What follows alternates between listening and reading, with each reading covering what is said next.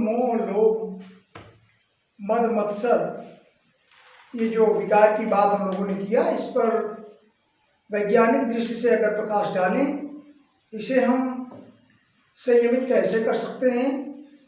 तो एक बात तो निश्चित है, जिस चीज़ को आप जितना प्रयास करके कंट्रोल करने का प्रयास करते हैं वो हो तो जाता है, लेकिन उस पर आप प्रतिबंध नहीं लगा सकते।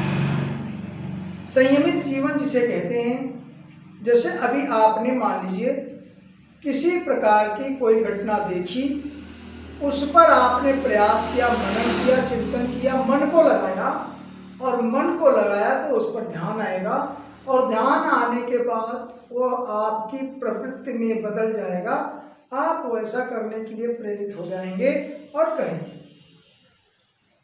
चैतन्य महाप्रभु ने यह एक वृत्ति बताई, सनातन धर्म की परिभाषा बताई और कहा कि जो जीव है एक दूसरे का सेवक है, और हम सब जीव 84 लाख योनियां जो भी हैं, केवल हमारे मानव जीवन की बात नहीं है, किसी भी जीव जंतु एक दूसरे की सेवा में हर समय उपस्थित रहते हैं और सेवा उनको करनी पड़ती है। यह प्रकृति का गुण है, और भागवत में कहा गया है, गीता में कहा गया है कि प्रकृति के अनुसार आदमी कर्म करने को विवश है। क्यों? क्योंकि प्रकृति में प्रकृति को चलाने वाला भी परमात्मा, वह परम कृष्ण, वह परम परमेश्वर है, जिसके आदेश पर ही प्रकृति चलती है। गीता के गीतोपनिषद में भगवान श्री कृष्ण ने कहा है, मम अध्याक्षेण प्रकृति सूयते सचराचरम्, माने हमारी अध्यक्षता में, हमारी उपस्थिति में, हमारे सानिध्य में प्रकृति हम जैसा चाहते हैं वैसा करती है, हमारी अध्यक्षता में वह कार्य करती है। और विज्ञान ही कहता है कि प्रकृति से अर्जित गुणों के अनुसार आदमी या मनुष्य कोई भी जीव कर्म करने को विवश है। जैसे एक जीवाणु है छोटा सा, उसकी जीवनचर्या है, उसकी लाइफ साइकिल है, उसका जीवन चक्र है। किसी भी बैक्टीरिया का 2 घंटे में जीवन चक्र पूरा हो जाता है, खत्म हो जाता है, शुरू हो जाता है। बाइनरी फिशन किया, ज़्यादा से ज़्यादा पैदा किया, उसके ज़्यादा से ज़्यादा जन्म हुए, और फिर सब तुरंत आप छोटी सी एंटीबायोटिक खा करके उनको मार डालते हैं। अर्थात कहने का मतलब ये है कि सब जीव प्रकृति के आधारित गुणों से ही कर्म करते हैं, न चाहते हुए भी उनको ऐसा कर्म करना पड़ता है। अब यह है कि जब आप संयम नहीं करेंगे और न चाहते हुए भी, आपके न चाहने हुए भी प्रकृति का आदेश है, परमपिता का आदेश है, वैसा काम आपको करना पड़ेगा। आपकी वृत्ति निश्चित है। अगर आपने जैसा जन्म लिया, आप जीवन में मनुष्य जीवन में जन्म लिया, तो मनुष्य की तरह व्यवहार करेंगे। 9 महीने में बच्चा पैदा होगा, फिर अगला कार्यक्रम होगा। कहने का मतलब सीमित नियम और दिनचर्या है जो प्रकृति ने निर्धारित किया है। वहीं अगर गेहूं का पौधा है तो 4 महीने 3 महीने में उसकी कटाई होनी है, बुआनी होनी है, सारा उसकी लाइफ साइकिल 3 महीने में बीत जानी है। यह प्रकृति है, और प्रकृति निश्चित करती है, हम आप नहीं कर सकते, वो उसका नेचर है। फिर पैदा हुआ गेहूं अगर अगले खेत में बोएंगे तो कभी 4 महीने का 8 महीना नहीं लगेगा। कहने का मतलब उसका जीवन चर्या निश्चित है, और वो प्रकृति के अनुरूप कार्य करती है जैसा प्रकृति ने उसको दिया है। यह विज्ञान कहता है। कहने का मतलब अगर मैंगो में या आम में पेड़ में देखेंगे तो बौर आने के बाद उसमें कितने फल लगते हैं जो आप गिन नहीं सकते। हजारों करोड़ों भी हो सकते हैं, सैकड़ों हो सकते हैं, 10 हो सकता है, 20 हो सकता है, 50 होता है, लेकिन उसकी आम की संख्या निश्चित नहीं है, उसकी प्रकृति है। एक आम फिर उसका जो पक के आएगा, उसकी गुठली अगर आपने आप बो देंगे तो वो भी वैसा ही फल देगा जैसे उसके जीव ने दिया है, जैसे उसका मानसिक लक्षण है। कहने का जिस पौधे से पैदा हो सब लक्षण वो है। लेकिन क्या मनुष्य ऐसा कर सकता है? नहीं। मनुष्य की प्रकृति को दूसरी कुछ है, वो निश्चित है कैसे करना है उसको। मनुष्य चाहकर भी पौधे की तरह कार्य नहीं कर सकता, या बैक्टीरिया की तरह कार्य नहीं कर सकते, जीवाणु की तरह कार्य नहीं कर सकता, या पशु की तरह कार्य नहीं कर सकता। मतलब आपकी वृत्ति, आपका कर्म निश्चित है, और निश्चित किसने किया है? वो प्रकृति। कौन सी प्रकृति? जो प्रकृति के अध्यक्ष कौन है? परम श्री कृष्ण या विष्णु। मम अध्याक्षेण प्रकृति सूयते सचराचरम्, अर्थात मेरे अध्यक्षता में प्रकृति कार्य करती है, अर्थात हम कार्य करते हैं, अर्थात सभी जीव जंतु कार्य करते हैं। और आपने ये देखा है कि उनको जैसा करना होगा वैसा करा लेंगे, जैसा चाहते हैं उस चीज से वैसा करा लेते हैं। ब्रह्म संहिता में पहला श्लोक यही शुरू हुआ क्या कि आपने सर्व कारण कारणम ऐसा सुना, ईश्वर परमा कृष्ण सच्चिदानंद विग्रह। ईश्वर की बात करें तो परम कृष्ण है जो सत्य चित्त और आनंद तीन चीजें हैं, ब्लिस ट्रुथ। तो आप सत्य चित्त और आनंद का कोई विग्रह करने वाला परम पिता है तो स्वयं कृष्ण। अनादिनाथ गोविंद सर्व कारण कारण, अर्थात वो जो चाहेंगे वैसा करा लेंगे। गोस्वामी तुलसीदास ने भी कहा, लिखा कि नहीं चाहे कराओ सोई, जो वो चाहते हैं जैसा चाहते हैं जिस क्षण वैसा करा लेते हैं। जय क्षण विदना जिस करे ते क्षण तैसा हो, अर्थात उनकी जो इच्छा होती है वो कर लेते हैं।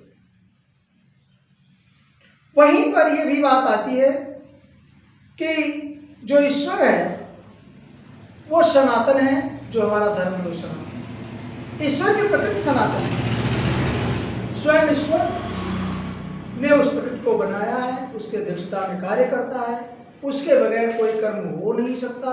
जैसे प्रकृति चाहेगी, जो आपका सिस्टम बना है उस तरह से आप कार्य करेंगे, करने को विवश हैं। और एक बात यह है कि कर्म जो है दुख का कारण है। कोई भी कर्म आप करेंगे उसमें कहीं न कहीं रिजल्ट दुख का आता है, क्योंकि कर्म बंधन है और बंधते हैं हम जरूर बनते हैं, अफेक्शन में काम करते हैं, क्योंकि बिना बंधे हुए काम कर नहीं सकते। बिनु भय होय न प्रीति, एक आपने पढ़ा है, बिना भय की प्रीति नहीं होती है। तो प्रीति क्यों होगी और प्रीति क्या करेगा, या बिना स्वार्थ कोई कार्य नहीं कर सकता। सुर नर मुनि सब कही यह रीति, इससे पहले कहा स्वार्थ अदाई कर सकती थी। गोस्वामी जी ने कहा कि कोई कर्म कोई रिजल्ट के बिना कोई काम कर नहीं सकता। जो निराकार परब्रह्म की उपासना निष्काम प्रेम की बात है वो कोई कर नहीं पाता है।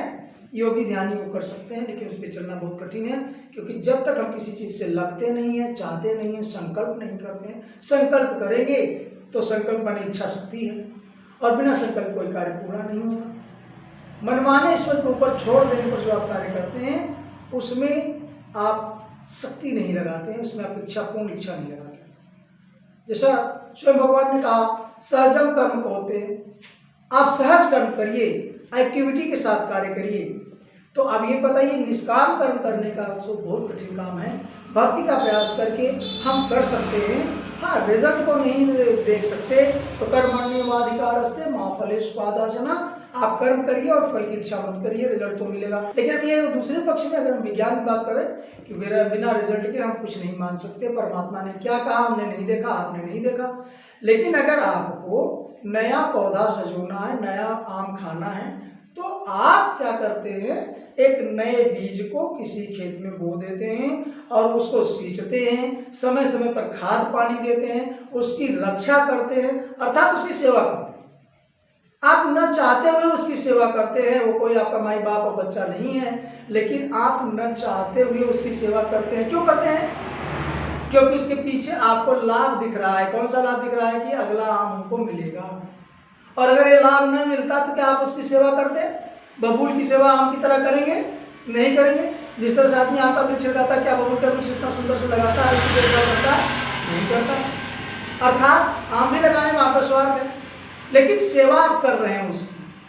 क्यों कर रहे हैं? परमात्मा ने ऐसी व्यवस्था लगा दी, उसने ऐसी प्रकृति बना दी, उसकी सेवा करना ही पड़ेगा, क्योंकि आपको फल देखा। तो ये कहना कि फल की चिंता मत करिए, आप जानते ही हैं जब आम लगाएंगे फल मिलेगा। उसमें भगवान दे भी सकता है, नहीं भी दे सकता है, आम बीच में जल भी सकता है, कट भी सकता है, टूट भी सकता है, लेकिन आपकी आशा तो ये है ना कि उसमें हमको फल मिलेगा, इसीलिए आप उसको शायद कार्य करते हैं। अर्थात कहने का मतलब ये है कि बिना संकल्प के, बिना विकल्प के, बिना आशा के, आशा रहित होके काम नहीं हो सकता, एक्शन नहीं हो सकता। तो हो क्या सकता है? आप कैसे अपने को स्वयं को कंट्रोल करेंगे? वह ऐसा सिर्फ हो सकता है कि आप उसके बारे में मन को ना लगाएं, चिंतन को ना लगाएं।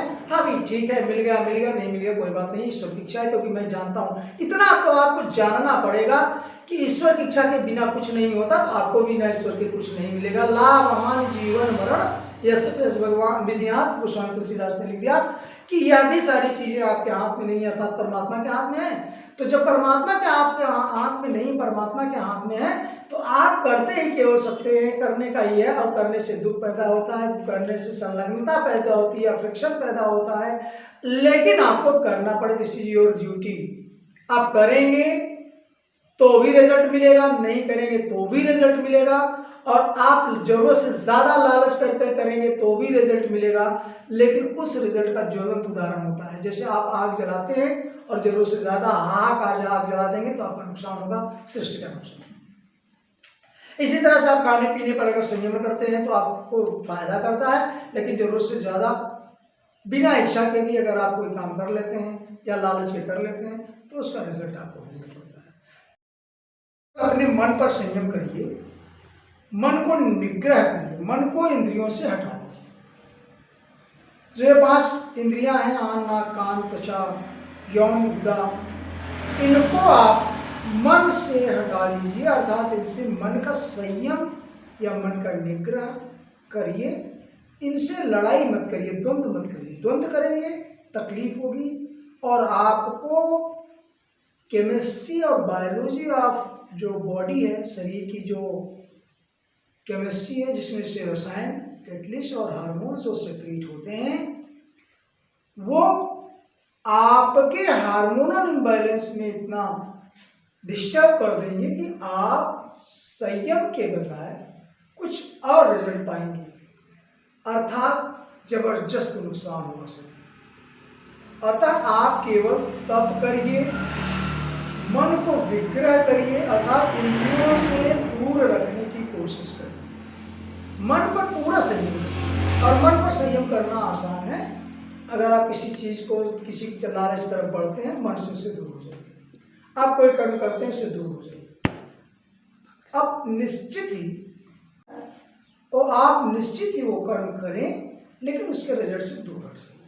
आप खाना खाएं, लेकिन उसके रिजल्ट से दूर। आप स्वस्थ रहें, लेकिन उसमें चाहने के लिए, सुंदर लगने के लिए स्वस्थ रहने की चेष्टा नहीं करें। अर्थात इन कर्मेंद्रियों से, इन ज्ञानेंद्रियों से, इन जननेंद्रियों से आप कर्म तो करें, लेकिन मन का संयम ये रखें, उससे मन को अलग रखें, विग्रह करें, निष्काम कर्म करें, सनातन धर्म अर्थात सेवा के लिए कर्म करें, और सभी कर्म आपकी सेवा से निश्चित है, पुष्ट है।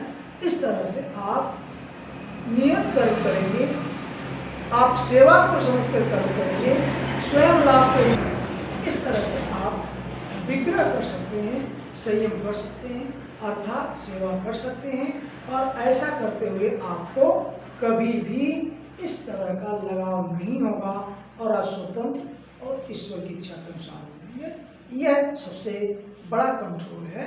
आप अपने शरीर पर, मन पर संयम करें। जय श्री कृष्ण।